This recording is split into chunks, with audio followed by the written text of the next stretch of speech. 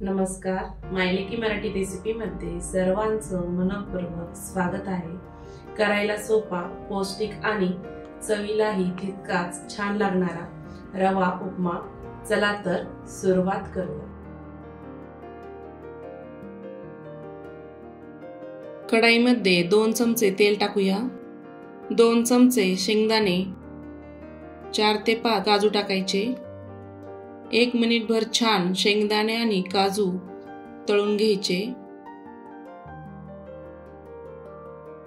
शेंगदाणे आणि काजू छान तळून झाले, प्लेटमध्ये काढून घ्यायचे।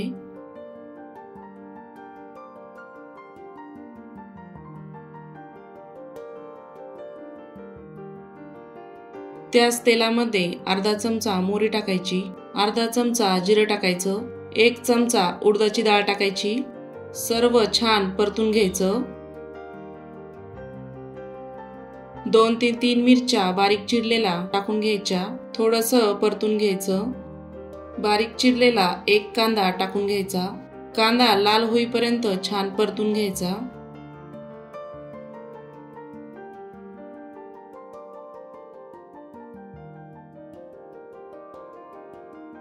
किसलेलं आलं टाकायचं, 7 ते 8 कढीपत्त्याचे पानं टाकायचे। सर्व 1 मिनिटभर परतून घ्यायचं।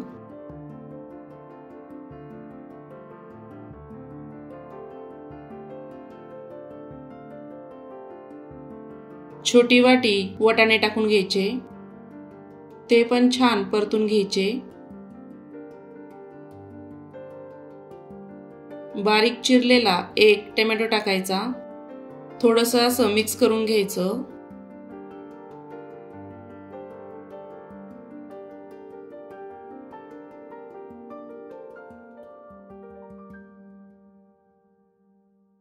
पाऊण टीस्पून हळद टाकायची।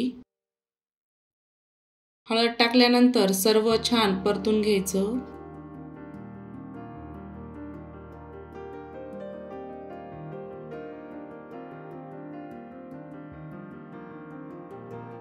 एक कप रवा घ्यायचा, तोही छान मसाल्यांमध्ये परतून घ्यायचा।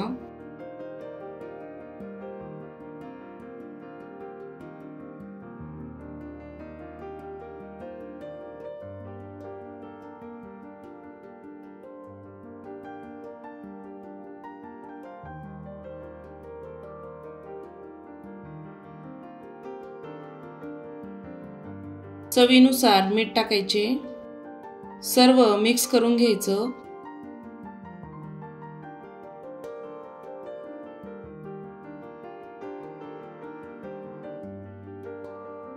गरम केलेले 2 कप पाणी टाकायचं। उपम्यासाठी पाणी गरमच वापरायचं, म्हणजे गिठोळ्या होत नाही। सर्व छान मिक्स करून घ्यायचं। तळून घेतलेले काजू आणि शेंगदाणे टाकून घ्यायचे। उपमा छान मिक्स करून घ्यायचा।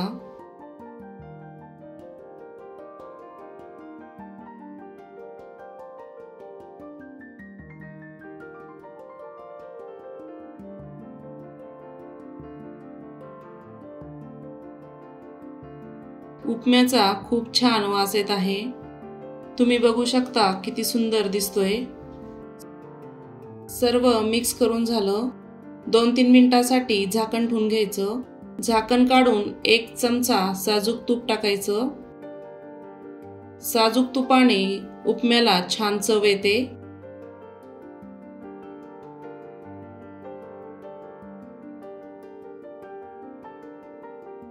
तुपामध्ये उपमा छान मिक्स करून घ्यायचा।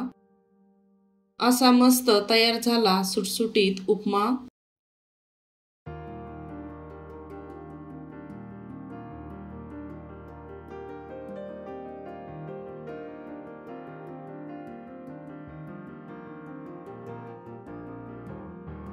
सर्व करायला घेऊया।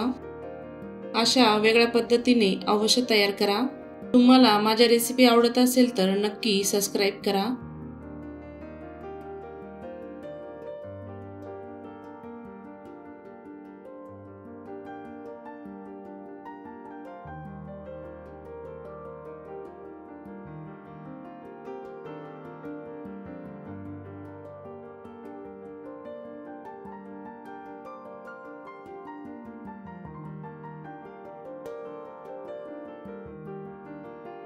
तर अशा पद्धतीने आपण आज बघितला आहे पौष्टिक आणि टेस्टी लागणारा रवा उपमा।